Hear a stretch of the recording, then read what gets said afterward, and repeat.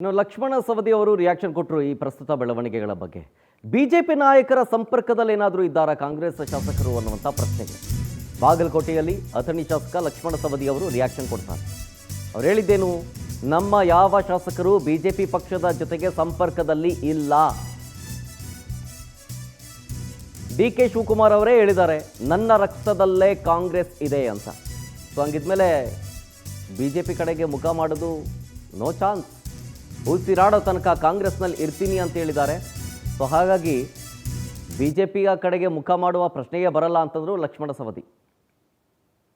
ಹಿಂದಿನ 5 ವರ್ಷದಲ್ಲಿ ಏನೇನಾಗಿತ್ತು, ಬಿಜೆಪಿ ಸರ್ಕಾರದಲ್ಲಿ ಏನೇನಾಗಿತ್ತು ಅನ್ನೋದು ನೀವು ಸ್ವಲ್ಪ ಪುಸ್ತಕ ಒಂದು ಪಾನಗಳನ್ನು ತಿರುಗಿ ನೋಡ್ರಲ್ಲ. ಹಿಂದಿನ ಏನೇನಾಗಿತ್ತು ಅನ್ನೋದು ನೋಡ್ರಲ್ಲ, ಮತ್ತದು ಗೊತ್ತಿಲ್ಲ. ನಿಮಗೆ ಆಡಳಿತ ನಮ್ಮದು ನಿಂತು ಹೋಗಿಲ್ಲ, ಯೋಗಗತಿಯಲ್ಲಿ ಹೊಂಟಿದೆ. ನಿಂತಿರ್ತಕ್ಕಂಥದ್ದು ಅವ್ರ ವಿರೋಧ ಪಕ್ಷವಾಗಿ ಅವರಿಗೆ ಆಗ್ತಾ ಇದೆ.